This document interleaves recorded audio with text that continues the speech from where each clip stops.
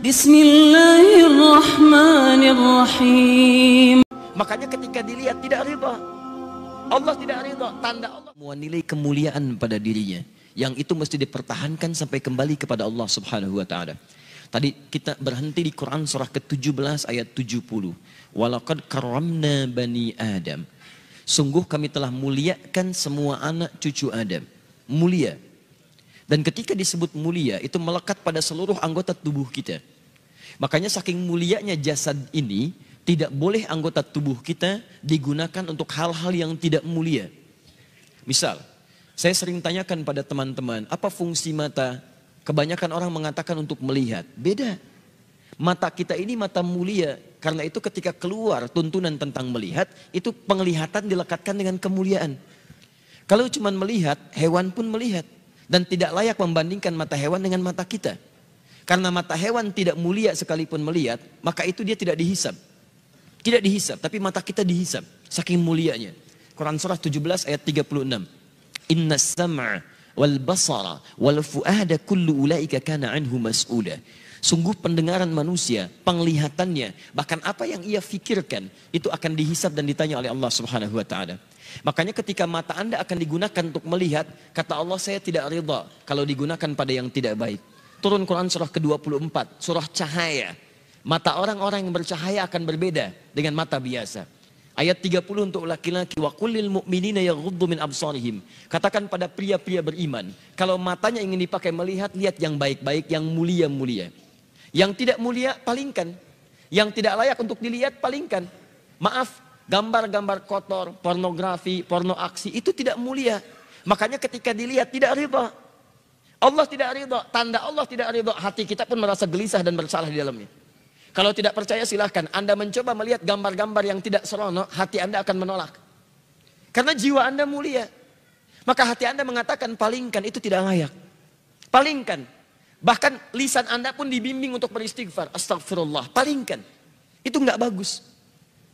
Lisan, karena lisan ini mulia, maka Allah turunkan ayat-ayat kemuliaan menjaga lisan kita supaya tidak keluar dari kemuliaannya. Lisan orang mulia kata-katanya mulia, maka tidak layak keluar celaan dari lisannya. Turun Quran surah 49 ayat 11 sampai dengan 12-nya. Ya ayyuhalladzina amanu, dibuka dengan iman. Kalau ada ayat dibuka dengan iman, kalau isinya perintah, maka perintah itu jadi indikator tingkat keimanan kita. Kalau isinya larangan, maka larangan itu pun menjadi indikator tingkat keimanan kita. Kalau ada orang cepat menunaikan perintahnya, maka itu pertanda imannya kuat. Misal, ayat iman pertama di Al-Baqarah ayat ketiga. Alladzina yu'minuna bil ghaib wa yuqimunas shalah. Iman disandingkan dengan sholat. Ketika iman disandingkan dengan sholat, maka sholat menjadi indikator tingkat keimanan seorang hamba. Allahu Akbar, Allahu Akbar. Anda teringat langsung ke masjid. Iman Anda standar. Standar. Orang yang baru ingat Allah ketika dipanggil, itu standar. Bukankah Anda masuk kampus jam 7, datang jam 7, standar kan? Pas. Kalau Anda datang jam 6, waktu jam 7, Anda hebat namanya, lebih awal. Ada orang bahkan sebelum adzan sudah ingat sholat, itu imannya sedang tinggi. Tapi ketika dipanggil sampai adzan tuntas belum datang. Sampai qomat berlalu belum terpanggil. Sampai dekat waktu sholat yang lainnya belum ada getaran. Ini menunjukkan iman Anda lemah di situ. Lawannya, ketika ada larangan dibuka dengan kalimat iman, maka kemampuan Anda meninggalkan larangan itu pun menunjukkan tingkat kekuatan iman Anda. Ya ayyuhalladzina amanu la yaskhar qaumin qaum. Hei orang-orang beriman, jangan saling mencela. Ketika Anda mengaku beriman dan lisan Anda digunakan untuk mencela orang lain, maka ini menunjukkan ada yang kurang dalam iman Anda, lemah iman Anda. Anda terlihat rajin sholat, di situ menunjukkan iman Anda bagus. Tapi saat bersamaan Anda mencela orang lain, ini menunjukkan ada penurunan dalam iman Anda. Karena ibadah ritual akan nampak dalam nilai-nilai sosial dalam bentuk akhlak.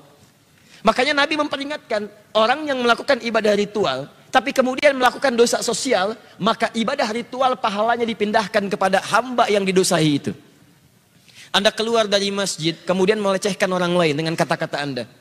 Lihat tuh orang itu, belum mau ke masjid, iya. Mungkin belum dapat hidayah ya, iya. Bukan ahli surga, Itu sholat Anda, pahalanya pindah kepada orang tadi. Tu'khadhu hadza min hasanati di hadis Muslim, wa tu'khadhu hadza min hasanati. Diambil pahala ini dipindahkan kepada orang yang dicela. Anda katakan, alhamdulillah Ustaz, saya tidak seperti yang dibicarakan itu. Insya Allah, tidak seperti orang-orang itu tuh Ustaz. Membicarakan orang lain aja pekerjaannya, sama. Sama. Makanya ketika Allah turunkan larangan mencela, itu untuk menjaga kemuliaan kita. Supaya kita tidak dihinakan oleh orang lain. Karena orang-orang yang hatinya hina yang akan mengeluarkan kata-kata terhina. Nah kita itu diciptakan mulia. Jadi ketika lisan Anda mencela, Anda sedang menurunkan kemuliaan Anda di mata Allah Subhanahu wa Ta'ala. Catat itu baik-baik. Nah sekarang persoalannya, ketika Allah muliakan Anda, justru Anda menyandingkan kemuliaan itu dengan hewan yang jauh statusnya. Maka ini merendahkan kemudian ketetapan Allah Subhanahu wa Ta'ala, itu yang sangat berbahaya. Itu yang paling bahaya. Yang layak kemudian diturunkan statusnya bahkan lebih daripada hewan, itu hanya orang-orang yang tidak mau mendekat kepada Allah Subhanahu wa Ta'ala. Sampai turun Quran surah ke-7 Al-A'raf ayat 179. وَلَقَدْ ذَرَأْنَا لِجَهَنَّمَ كَثِيرًا مِنَ الْجِنِّ وَالْإِنسِ لَهُمْ قُلُوبٌ لَا يَفْقَهُونَ بِهَا وَلَهُمْ أَعْيُنٌ لَا يُبْصِرُونَ بِهَا وَلَهُمْ آذَانٌ لَا يَسْمَعُونَ بِهَا أُولَئِكَ كَالْأَنْعَامِ بَلْ هُمْ أَضَلُّ. Allah hanya membuat perumpamaan menyandingkan manusia sama dengan hewan, bahkan di bawah hewan ketika semua fungsi tubuhnya tidak mau menerima hidayah Allah Subhanahu wa Ta'ala. Diajak untuk mendapatkan kebaikan, akalnya sulit menerima. Dengar azan, tutup kuping. Melihat orang sholat, alergi. Kalau semua itu dibawa sampai menghadap Allah, maka kata Allah status orang itu kalau tidak mau berubah lebih rendah dibandingkan dengan hewan. Lebih rendah. Lebih rendah. Maaf sekarang, ada orang-orang yang mengajak pada kebaikan. Ngajak Anda sholat, ngajak Anda mendekat pada Allah, ngajarkan isi Quran. Lalu Anda turunkan status yang menjadi sama dengan hewan. Ada yang salah dengan cara berfikirnya. Saya ingin sampaikan, kita mulai dari yang kecil-kecil dulu. Kadang-kadang kita membuat sesuatu yang tidak tepat dalam pandangan Al-Quran dan Sunnah Rasulullah SAW. Dan saat yang bersamaan uniknya Anda mengatakan kami ahli Quran dan Sunnah. Di mana Qurannya, mana Sunnahnya? Awas hati-hati. Ketika Anda pintar dalam urusan dunia, tapi awam dalam urusan agama, kadang-kadang keawaman itu bisa menurunkan status kepintaran Anda sampai tidak bisa mencerna logika yang sangat sederhana. Ingat, pintar itu anugerah, tapi bodoh itu pilihan. Paham sampai sini? Baik, alhamdulillah. Kenapa hilang tulisannya? Oh, ini whiteboardnya agak unik. Ketika saya ingin dihapus, tidak dihapus. Ketika saya tidak menginginkan dihapus, hilang tulisannya. Ambil baiknya, buang buruknya. Baik. Semoga Allah ampuni dosanya. Saya nulis lagi. Tadi secara logika, jadi kita, maksud saya begini, logika selesaikan dengan logika lagi. Kadang-kadang tidak perlu banyak dalil untuk melawan logika yang salah. Sesuatu yang salah itu sederhana, selesai, nggak perlu banyak dalil. Saya pernah ditanya, Ustaz, ini orang liberal, Ustaz, fungsi sholat itu mencegah perbuatan keji dan mungkar. Dia turunkan dalil, Quran surah 29 ayat 45. Inna sholata tanha 'anil fahsya'i wal munkar. Sekarang saya sudah bisa menata diri menjauhi perbuatan keji dan mungkar. Berarti saya sudah tidak perlu sholat lagi. Saya katakan, maaf mas, meninggalkan sholat termasuk perbuatan mungkar. Selesai. Paham? Dia katakan, saya sudah bebas dari perbuatan keji dan mungkar, tidak perlu sholat lagi. Kami jawab, meninggalkan sholat itu perbuatan mungkar. Jadi kalau Anda meninggalkan sholat, berarti Anda belum terbebas dari perbuatan mungkar. Artinya Anda masih harus terus menunaikan sholat sampai dengan kembali kepada Allah Subhanahu wa Ta'ala. Paham sampai sini? Saya di Hamburg beberapa waktu lalu, disoal juga oleh orang liberal. Ustadz, kenapa tidak ada nabi perempuan? Kemudian dia bercanda, kalau ada namanya Nabi Yahya bukan nabi. Bukan. Dulu nabinya laki-laki, itu yang namanya perempuan. Dulu nabinya laki-laki karena perempuannya seperti Sayyidah Khadijah, Sayyidah Aisyah. Sekarang Anda nanya nabinya perempuan karena orangnya seperti Anda. Ini yang pencuri sudah kita selesaikan. Ini logikanya yang salah. 2, logika hewan sudah juga kita jawab. Bahwa ini fatal, bahkan bisa berpotensi menyalahi ketetapan Allah Subhanahu wa Ta'ala. Dan dosanya dosa kuadrat di sini. Hati-hati, ini lebih bahaya. Baik. Sekarang bagian yang ketiga. Sekarang ada dalil-dalil yang digunakan. Bagaimana kemudian kita bisa mengupas tuntas dalil dimaksud sehingga sesuai dengan pemahaman yang benar menurut para ulama dan salafus saleh. Karena memahami dalil itu tidak bisa sendirian. Anda baca, Anda paham, mustahil. Imam Al-Bukhari itu menulis Sahih Al-Bukhari 16 tahun. Sebagian ditulis di Mekah, disempurnakan di Madinah. Sebelum nulis, sholat dulu. Minta petunjuk kepada Allah. 16 tahun selesai. Kemudian Anda 16 hari memberikan fatwa dengan itu. Bagaimana bisa memahaminya? Makanya para ulama kemudian membuat kaidah-kaidah, bahkan dituangkan di hadis Muslim. Nomor hadis kita akan lihat, misalnya kita ambil halaman 119 dulu. Di jilid yang pertama, paling kiri sebelah atas. Riwayatnya sampai ke Ibnu Sirin dan masuk dalam Sahih Muslim.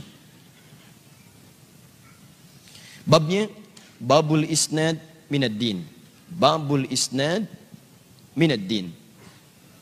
Alhamdulillah. Bab belajar agama dengan sanad. Sanad itu runtutan pengetahuan atau periwayat yang tersambung kepada Nabi SAW. Jadi kalau Anda ingin belajar, Anda mesti cari guru-guru yang benar, yang menyampaikan pengetahuan-pengetahuan yang itu tersambung sanadnya ke Nabi SAW. Dapat dari si fulan, dapat dari si fulan, dapat dari si fulan, itu sanad. Nah kalau Anda memahami nilai pengetahuannya yang membimbing kita dalam beraktivitas, itu pengetahuannya disebut dengan isnad namanya. Nah kata para ulama, pastikan kalau Anda ingin belajar, cari guru-guru yang ketika menyampaikan nilai-nilai pengetahuan, itu bisa dipertanggungjawabkan benar secara urutan sampai kepada Nabi SAW. Kenapa pentingnya? Karena ketika Anda belajar keliru, maka praktek ibadahnya, ad-dinnya itu bisa salah. Baik, contoh. Apa artinya ad-din? Agama. Apa artinya agama? Ad-din. Apa artinya ad-din? Agama. Apa artinya agama? Ad-din. Baik, sudah. Kita kembalikan kepada Allah. Ya Allah, apa itu ad-din? Turun Quran surah ketiga ayat 19. Inna ad-dina indallahil Islam. Al-Islam. Jadi ad-din adalah Islam. Apa itu Islam? Ad-din. Apa itu ad-din? Islam. Apa itu Islam? Ad-din. Nah, sudah. Kembalikan kemudian keterangan Allah yang disampaikan pada Rasulullah, terdapat di hadis Muslim nomor hadis yang ke-8. Dikutip oleh Imam An-Nawawi dalam kitab Al-Arba'in nomor hadis yang kedua. Al-Islamu an tasyhada an la ilaha illallah wa anna Muhammadar Rasulullah wa tuqimas shalah wa tu'tiyaz zakah wa tasuma Ramadan wa tahujjal baita in istata'ta ilaihi sabila. Islam itu syahadat, kemudian salat, kemudian zakat, kemudian puasa, kemudian haji. Ambil contoh, lihat persamaannya. Teman-teman sudah mudah untuk memahami persamaan. Ad-din sama dengan Islam. Islam sama dengan 5 pokok ini. Yang pokoknya ini. Taruhlah kita keluarkan ad-din sama dengan Islam, Islam sama dengan sholat. Jadi ad-din sama dengan menunaikan sholat. Sekarang kita praktekkan, kalau Anda ingin belajar ad-din, belajar tentang sholat, maka cari pengetahuan-pengetahuan cara sholat yang referensinya tersambung sampai ke Nabi SAW. Sebab ketika Anda salah belajar, sholat Anda bisa salah. Contoh, saya ambil contoh misalnya. Maaf, mohon izin teman-teman sekalian. Anda mau takbir. Allahu Akbar. Di An-Nasai nomor hadis 886. Ketika Anda sudah bertakbir, fayaqulu di Abu Dawud nomor hadis 857, fayaqulu Allahu Akbar, maka di An-Nasai disebutkan fa wada'a yadahul yumna 'alal yusra. Maka dia segera meletakkan telapak kanannya di punggung kirinya. Tahan sebentar. Boleh berdiri sebentar? Sekallah khair. Baik ya. Menghadap ke arah sini. Ke sini. Nah ya. Baik, tahan di sini aja. Pegang mic-nya. Semoga Allah muliakan antum. Tahan di sini. Lihat sini. Baik. Baik. Lihat sini. Oh ini serius. Hadis Muslim hadis 1893. Man dalla ala khair falahu ajruhu mithla ajri fa'ili min ghairi an yankusa min ajri syai'. Siapa yang bisa menunjukkan, membantu, memfasilitasi pada kebaikan, dia akan dapat pahala yang sama dengan yang mengerjakan. Baik, semoga orang yang megang mic ini mendapatkan pahala dengan yang bicara, tanpa dikurangi sedikit pun. Baik, dan tidak cukup dengan amin. Paskan dulu mic-nya. Ya. Tahan sini. Lihat sini. Lihat baik-baik. Teman-teman sekalian, letakkan telapak yang kanan di punggung yang kiri. Saya belum akan bicara meletakkan dulu, tapi saya ingin bicara antara mengangkat dengan meletakkan itu pakai fa wada'a. Tadi di istiqamah saya sampaikan huruf fa itu di ilmu nahwu. Perhatikan baik-baik. Harfu atfin rabitin baina syai'aini bila hudud. Huruf yang berfungsi merekatkan dua peristiwa tanpa jeda. Di peristiwa pertama ngangkat, peristiwa kedua menutup, antara ngangkat dengan nutup tanpa jeda. Makanya semua ulama sepakat, semua sepakat. Nabi mencontohkan, sahabat mengikuti, ulama sepakat. Begitu Anda ngangkat, langsung letakkan. Sehingga tidak ditemukan di kitab-kitab hadis gerakan yang lain. Mohon izin, saya tidak bermaksud menyalahkan ya. Tapi ada sementara saudara kita, misal, saya tidak bermaksud menyalahkan. Kalau ada referensi kita diskusi. Begitu diangkat, Ustadz saya nggak enak, kiri dulu. Tidak sopan, kiri nggak bagus, kanan bagus. Maka yang lebih bagus Ustadz, lebih sopan. Bagaimana kalau kemudian angkat, kanan dulu masukkan, kiri begini, putar dikit. Kadang-kadang kaki naik dikit gitu ya. Bisa. Nah, ini mohon izin. Mohon maaf, ketika Anda mendapatkan referensi yang keliru, sholatnya jadi salah. Bahkan gerakan ini, jangankan di kitab hadis sahih, di kitab paling palsu pun tidak ditemukan. Di pemalsu hadis, tidak tertarik memalsukan hadis ini, saking jelasnya hadisnya. Jadi kalau Anda mendapatkan referensi yang keliru, maka bahasanya bisa jadi salah. Maka dari itu para ulama menyampaikan, ketika Anda ingin belajar tentang urusan agama, maka usahakan cari referensi yang tersambung kemudian kepada Nabi SAW. Paham sampai sini? Nama siapa? Akhtof. Akhtof. Akhtof. Masya Allah. Akhtof usia berapa tahun? 13. 13. 12. 13 atau 12? 12. 12. Sekolah di mana? Angkasa.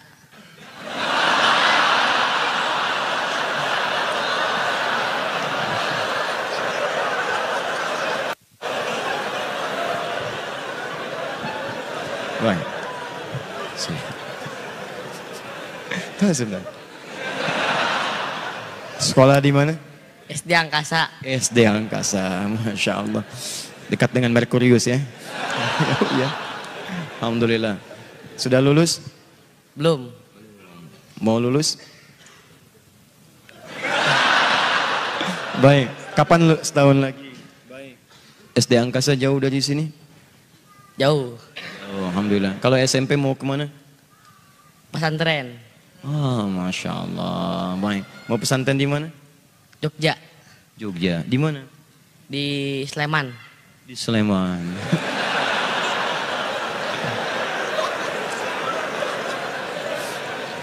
Ya sudahlah kalau begitu ya. Sudah ya, tuh sampai lampu kaget turun aja ya. Baik, ya sudah. Akhtof sama orang tua di sini? Enggak. Enggak, sendirian. Sama teman tuh, 1, 2. Aduh, makan apa hari ini? Baik, Akhtof, alhamdulillah. Baik, Akhtof apa berapa juz? 1. 1. Juz ke berapa? 30 setengahnya. Apa 1 juz? Juz berapa? 30 setengahnya. Baik. Berarti setengah juz? Ya. Sudah, Akhtof kebanyakan di angkasa. Jadi agak sudah. Sudah Akhtof, silakan duduk lagi. Mas Dwi, saya beri hadiah untuk Akhtof 5 juta rupiah insyaAllah. Jazakallah khair. Waalaikumsalam. Sudah ya? Ada yang mau pegang mic lagi? Ini. Tahan. Sekarang, jadi kalau kita ingin benar ibadahnya, maka mesti kemudian mendapatkan guru-guru yang mendapat pengetahuan yang jelas. Tersambung. Nah, pengetahuan jalurnya disebut dengan sanad. Siapa pengetahuan yang jelas ini? Oleh Nabi langsung diberi penjelasan sendiri. Terdapat di hadis riwayat Ibnu Majah nomor hadis 233. Rawinya dari sahabat Abu Darda radhiyallahu taala anhu.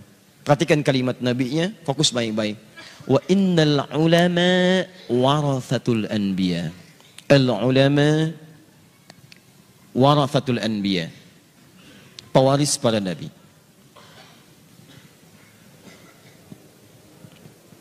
Ini. Kalau Anda ingin belajar dari Nabi sallallahu alaihi wasallam, Anda kan sudah nggak bisa punya kesempatan lihat Nabi. Sekarang kita hidup tidak bersama Nabi. Bagaimana bisa belajar dari Nabi? Maka dari itu kalau ingin belajar hal yang tersambung pada Nabi, maka kemudian kata Nabi ikuti ulama. Maka di setiap zaman itu ada ulamanya. Dan setiap zaman mereka menuliskan tuntunan dari Nabi-nya. Ini tadinya di hafalan. Tidak semua orang kuat hafalannya, dibuat kemudian kitab. Di antara para ulama yang merangkum penjelasan-penjelasan Nabi dari turunan generasi setelahnya, mereka menghafalkannya dan kemudian menghimpun itu semua dalam bentuk kitabnya. Bintangnya ada 4. Di antara mereka ada Imam Abu Hanifah An-Nu'man, ada Imam Malik, ada Imam Asy-Syafi'i, ada Imam Ahmad bin Hanbal. Dari situ kemudian turun murid lagi, turun murid lagi, turun murid lagi, sampai dengan kekinian. Dan di antara yang paling menarik, mereka kemudian mengeluarkan petunjuk ayat-ayat Al-Quran dalam bentuk kaidah-kaidah yang mudah untuk dipahami. Ayat-ayat yang terkait dengan pembahasan ini, itu yang nanti kita akan turunkan, nanti kita akan bahas itu semua. Dan kita akan sandingkan nanti dengan keterangan-keterangan sebagian dari sahabat-sahabat kita yang membuat kemudian pernyataan-pernyataan, kita uji dengan dalil-dalil ini, apakah pernyataan itu benar atau tidak. Misal, sekarang ada istilah beda manhaj. Apa itu manhaj? Awas hati-hati. Kadang-kadang banyak memunculkan istilah tapi tidak paham dengan istilah itu. Saya pernah mau senyum susah, mau ketawa juga nggak tega. Kenapa? Karena ada orang-orang yang kadang memberikan istilah tapi keliru. Saya diciptakan oleh Allah Subhanahu wa taala sebagai laki-laki sampai hari ini. Dan tidak ada minat serta bakat menjadi keluar dari kelaki-lakian. Satu kali saya ngisi pengajian. Kemudian seorang ibu datang. Ustadz, terima kasih memberikan penjelasan inspirasi yang sangat bermanfaat. Alhamdulillah. Jazakillah khair. Awalnya kita serahkan ke Allah semuanya. Tapi bagian terakhirnya itu yang saya banyak berdoa. Teman-teman, ada beda antara laki-laki dengan perempuan. Dalam bahasa Arab, laki-laki seringkali identik dengan A. Laki-laki A. Kamu laki-laki anta. Kamu perempuan anti. Punya kamu laki-laki ka. Kolamuka. Punya kamu perempuan ki, kolamuki. Terima kasih pada laki-laki a jazaka. Terima kasih pada perempuan ki jazaki. Saya saat itu masih pakai baju batik, masih pakai peci, jelas kelaki-lakiannya. Ibu itu mengatakan jazakillah khair. Sekarang muncul istilah-istilah yang bahkan tidak banyak dipahami oleh orang-orang awam, bahkan yang belajar sekalipun. Dan istilah itu muncul diperkenalkan dan keliru karena bertentangan dengan penjelasan-penjelasan para ulama. Beda manhaj. Sekarang tanya, apa itu manhaj?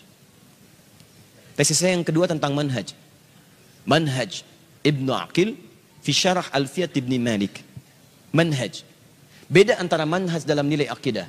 Beda pengertian manhaj dalam fiqih. Beda pengertian manhaj dalam lughah. Itu berbeda satu dengan yang lainnya. Sekarang Anda akan bawa ini ke ranah pengertian agama. Apa yang dimaksud dengan itu semua?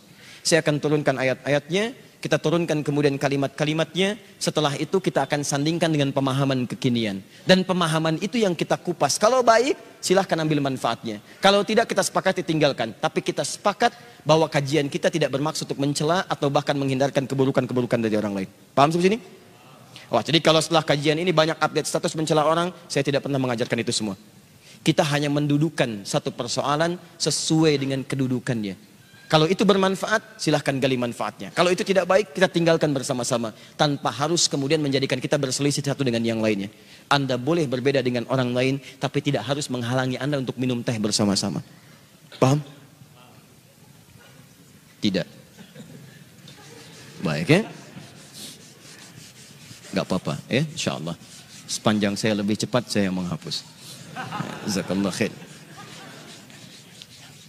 Silahkan, jazakallah. Cukup ya? Tidak, cukup dulu insyaAllah. Baik.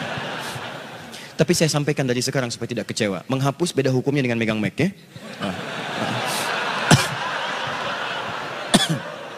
Satu. Sudah, lihat baik-baik sini. Kita turunkan pertama Quran. Awas, fokus baik-baik. Kita hadirkan dulu keumuman maknanya pelan-pelan. 1. Quran surah keempat ayat 1. Kemudian menyebar di Quran surah ke-49 ayat 13. Diturunkan ketetapan diutus para nabi untuk mengajarkan Quran surah keempat ayat 163. Maka dari Adam sampai Nabi Muhammad SAW, Nabi yang terakhir diturunkan risalah. Quran surah kedua ayat 151. Ini yang jadi manhaj. Dari sini diminta kemudian kita semua untuk bersatu. Lihat, bersatu dalam kebaikan. Saya garisi, Quran surah ketiga, kita ambil ayat 103. Bahkan diminta oleh Quran jangan terpecah belah. Jadi kalau ada orang yang cenderung memecah belah itu sedang melanggar Al-Quran. Awas hati-hati, sedang melanggar Quran. Bahkan yang paling unik kalau mengatakan kami Quran, kami sunnah, tapi isinya melanggar Quran, ada sesuatu yang salah yang harus direnungkan. Saya mengajak untuk merenungkan ya, coba kita renungkan lagi keadaan kita. Jangan-jangan selama ini kita merasa baik, tapi ukuran Quran dan sunnah menyebut kita belum baik. Ya, ini. Setelah itu bagaimana sikap Nabi SAW beliau mempersaudarakan sampai muncul persaudaraan yang sangat luar biasa. Diabadikan di Quran surah 59 ayat 9 sampai dengan 10. Turunan dari ini penjelasannya disebut dengan sunnah. Quran surah ketiga ayat 31. Diminta kita mengikuti sunnah. Ini tuntunan terbaik yang bisa kita ikuti. Diturunkan ayat Quran surah ke-33 ayat 21. Yang paling menarik, baik penjelasan ataupun Al-Quran atau baik penjelasan Al-Quran ataupun dari rincian hadis, ada potensi-potensi berbeda dalam mengamalkannya. Dan itu sangat dihargai oleh Quran sepanjang mendekatkan diri kepada Allah Subhanahu wa taala. Bahkan diminta kita berlomba dalam perbedaan itu. Quran surah kedua ayat 148. Tahan. Ada hal-hal spesifik yang tidak boleh berbeda. Satu di situ. Harus sama. Itu yang kemudian diturunkan langsung tegasnya tentang misal urusan din. Di Quran surah 3 ayat ke-19. Ketika Anda berpaling dari ini, bahkan beda dengan ini, maka resikonya bisa neraka jahanam. Quran surah keempat ayat ke-48. Tahan. Atau Anda mencoba mengolok-olok ini, tidak keluar dari ini, tapi mengolok-olok ini, ayat-ayat Quran diputar balikan. Hadis-hadis Nabi misalnya, maaf ya, diolok-olok dan sebagainya. Maka Anda akan berubah statusnya dari muslim jadi munafik dan orang pertama yang akan masuk neraka jahanam. Orang yang pertama masuk neraka jahanam itu bukan orang kafir, tapi orang munafik. Orang munafik. Orang kafir diikutkan pada orang munafik. Wawunya ma'iyah. Di Quran surah keempat ayat 140. Paling kiri sebelah bawah.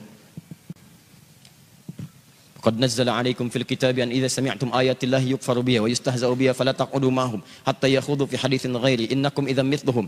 Innallaha jami'ul munafiqina wal kafirina fi jahannam jami'an. Allah akan menghimpun orang munafik dengan orang kafir di neraka bersamaan.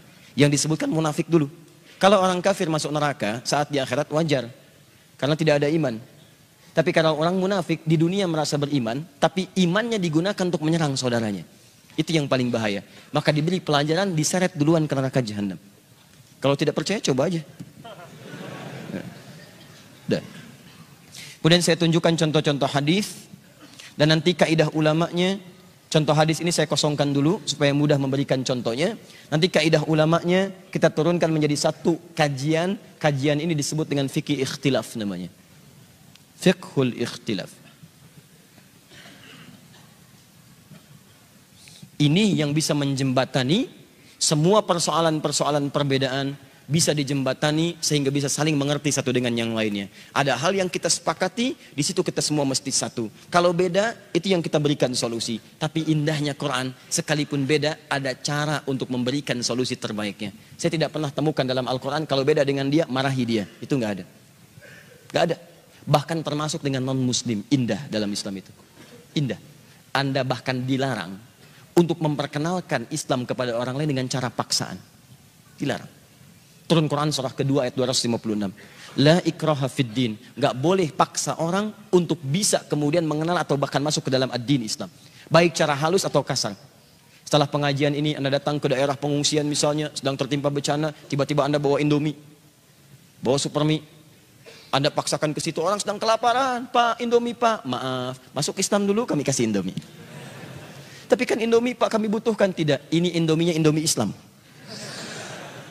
Seterusnya. Tidak boleh. Dosa Anda. Apalagi dengan cara yang kasar. Hati-hati. Anda jadi dokter, tiba-tiba masuk ke daerah bencana.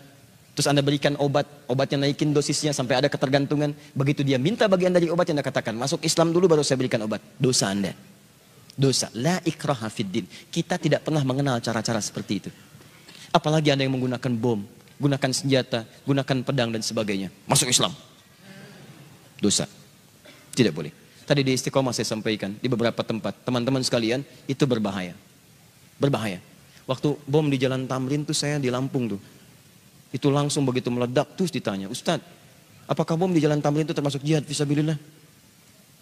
Saya diam sebentar, saya jawab, Mas, sependek pengetahuan saya, jihad fisabilillah itu jihad di jalan Allah, bukan di Jalan Tamrin. Baik.